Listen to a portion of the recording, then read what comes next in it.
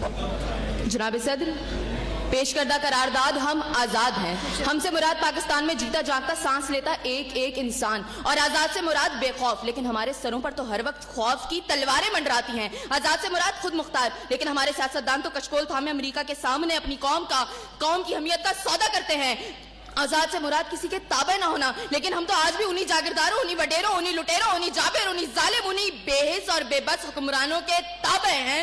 तो मंतकी एतबार से करारदाद अभी और इसी वक्त मुस्तरद होती है। अगर ऐवान में बैठा कोई एक नौजवान भी खड़े होकर ये कह दे कि हाँ, जितनी आजादी हमें मिली है इतनी ही काफी है, तो मैं अभी और इसी के वक्त यहाँ के बजाय वहां खड़ी हूं। लेकिन जनाब सदर, हम आजाद नहीं। और ये किस आजादी की बात करते हैं जिस मुल्क में वाटर कूलर से लटकते हुए गिलास को भी जंजीरों में जकड़ के रखा जाता हो, उसमें इंसान क्या आजाद होंगे?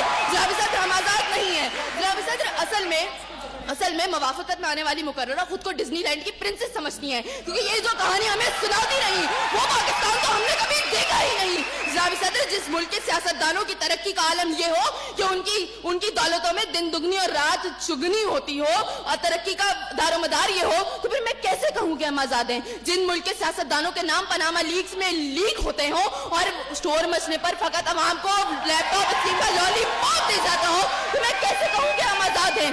जनाब सदर, जिस मुल्क की हुक्मरानी और हुकूमत का ढांचा तक बैनुल अक़वामी इस्तेमार ने बनाया हो, तो फिर मैं कैसे कहूँ कि हम आजाद हैं? जिस मुल्क का अदलिया का सिस्टम तक किसी और का लिया हुआ हो, तो मैं कैसे कहूँ कि हम आजाद हैं? जनाब सदर, और जिस आजादी की ये बात कर रही थी, जिन हरी झंडियों की ये बात ये कर रही थी, जब कल यही झंडियां हमारी पैरों के तले रोती जाएंगी और कोई उनको उठाने वाला ना होगा, तो फिर मैं इनसे पूछूंगी कि अरे कौन सी आजादी?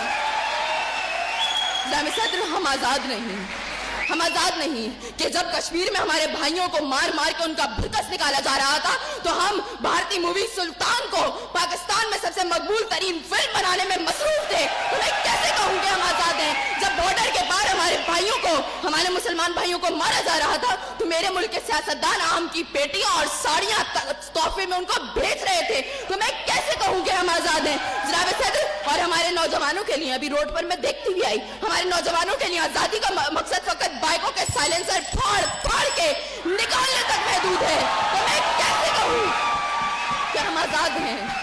और जनाब सदर, जिस आजादी की ये बात करती है, शायद वो फकत सिर्फ दहशतगर्दों को हासिल है, क्योंकि अब उनका जब जहां जिसको दिल चाहता है मार देते हैं और बड़ी आजादी से आकर मीडिया पर कहते हैं हाँ जिम्मेदारी कबूल। तो जवाब में हमारे सियासतदान फकत मुजम्मत